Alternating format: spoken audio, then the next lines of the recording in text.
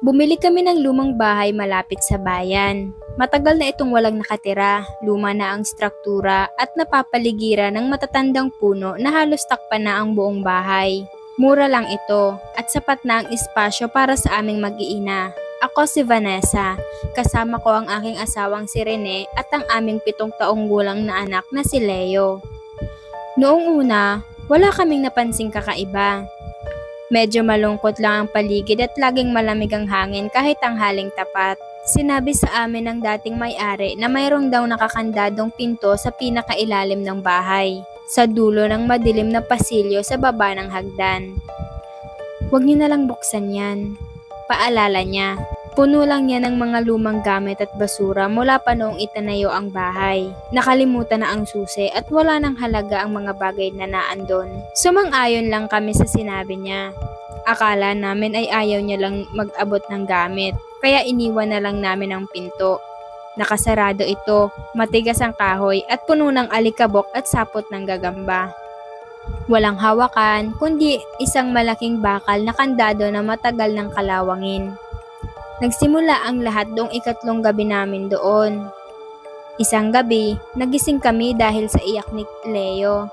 Dali-dali kaming pumasok sa kwarto niya at nakita siyang nakaupo sa kama, nanginginig ang buong katawan at tinatakpan ng kanyang mga tenga. Anak, bakit? Anong nangyari? Tanong ko habang niyayakap siya. Nay, tay, may naririnig po ako. Nanginginig niyang sagot. May boses.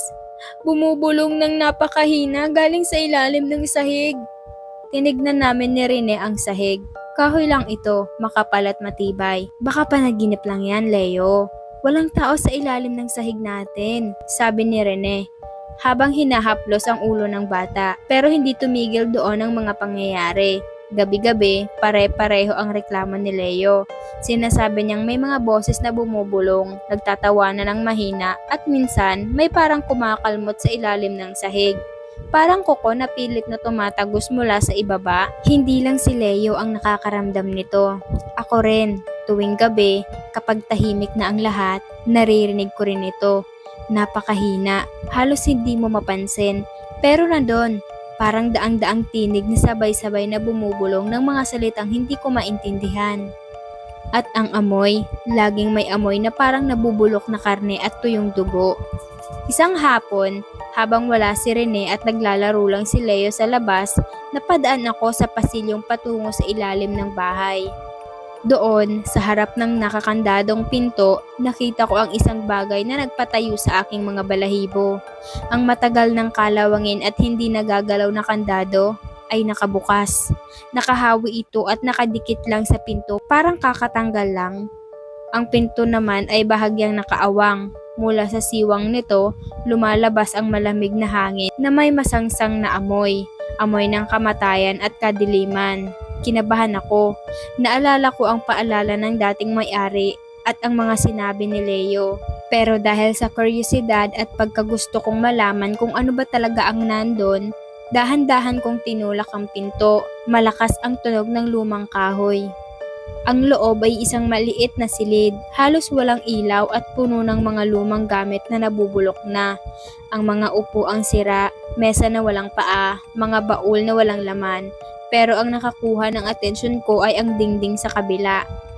Puno ito ng mga nakaukit na pangalan, daan-daan, libu-libong pangalan ang nakaukit mula sa itaas hanggang sa ibaba, mula kaliwa hanggang kanan. Ang ilan ay luma na at halos hindi na mabasa, ang iba naman ay sariwa pa at pula ang kulay. Parang kakatapos lang ukitin gamit ang matalim na bagay o gamit ang dugo. Lumapit ako para basahin. Ang mga pangalan ay mga pangalan ng mga taong nakatira dito noon. Mga taong namatay na, mga taong nawala. Pero noong tinitigan ko ng mabuti ang pinakabagong hanay, ang pangalang nakaukit sa pinakadulo, napabitaw ako sa hawak ko at napasigaw sa takot. Ang nakaukit doon, sariwa pa, pula at kumikinang, ay ang pangalan ng anak ko. Leo. Biglang namatay ang liwanag na galing sa labas. Ang buong silid ay naging itim na parang tinta at mula sa madilim na sulok, narinig ko ang daan-daang boses na bumubulong ng sabay-sabay. Malakas, malinaw at nakakarindi sa tenga. Nahanap na namin siya. Nahanap na namin ang susunod. Naramdaman ko ang malamig at maputik na mga kamay na humahawak sa aking mga binte at braso. Marami sila, mababaho at napakalakas. Pilit nila akong hinihila papasok sa dilim. Nakawala ako ng buong lakas. Tumakbo ako palabas, isinara ang pinto at tinangay ang mabigat na bakal para ikandado ito ulit kahit wala naman na itong susi. Hingal na hingal ako, umiiyak at nanginginig sa takot. Nang dumating si Rene, sinabi ko ang lahat. Nagkasundo kami na aalis na kami kinabukasan. Aalis kami agad at hindi na babalik kailanman. Noong gabing iyon, sinigurado naming nakasarado ang lahat ng bintana at pinto. Pinalibutan namin ng ilaw ang kwarto ni Leo. Nakatulog na ang bata pero kaming mag-asawa ay gising pa, nakikinig sa bawat kaluskos. 2:00 na ng madaling araw nang makarinig ulit kami ng kakaibang tunog. Pero sa pagkakataong iyon, hindi na galing sa ilalim ng sahig ang tunog. Galing ito sa loob ng kwarto ni Leo. Sabay kaming tumakbo papunta doon. Nang buksan namin ang pinto, doon kami napaluhod sa lagim at takot na hindi ko malilimutan habang buhay. Bukas ang bintana, kahit isinarado namin ito ng maigi. Ang hangin ay pumasok ng malakas at malamig. Sa gitna ng kama, wala na si Leo. Sa halip, nakita namin sa dingding na nakaharap mismo sa higaan niya, ang bagong ukit na pangalan. Hindi lang isa, 2 na ito, ang pangalan ko at ang pangalan ni Rene. At sa sahig, may nakasulat gamit ang mainit pa at sariwang dugo. Salamat sa pagbukas ng pinto. Ngayon, kasama na kayo sa listahan. Sa labas ng bintana, sa ilalim ng liwanag ng kabilugan ng buwan, nakita namin silang nakatayo. Daan-daang anino, payat, maputla at puno ng sugat. Sa gitna nila ay ang aming anak na si Leo, nakatayo ng tuwid, nakaharap sa amin, pero ang mga mata niya puro itim, walang puti at nakangiti ng napakalawak. Ngiting hindi kailanman ngiti ng isang bata. At sa huling sandali bago sila maglaho sa dilim, narinig namin ang boses ng aming anak. Pero hindi lang boses niya ang lumabas, boses ng daang-daang nilalang na nakakulong sa ilalim ng bahay na iyon.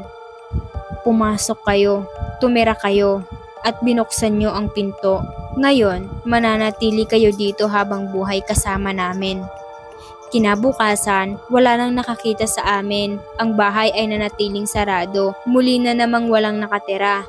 At kung darating man ang panahon na may ibang bibili nito, makikita nila sa dingding sa ilalim ang aming mga pangalan, naghihintay sa susunod na magbubukas ng pinto.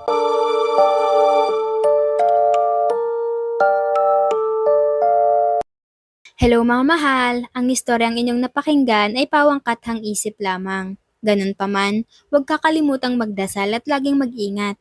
Huwag din kalimutang i-like, i-share, i-follow ang ating page at mag-comment sa ating story para ma-shoutout kita sa ating mga susunod na upload. Maraming salamat sa pakikinig. Ingat!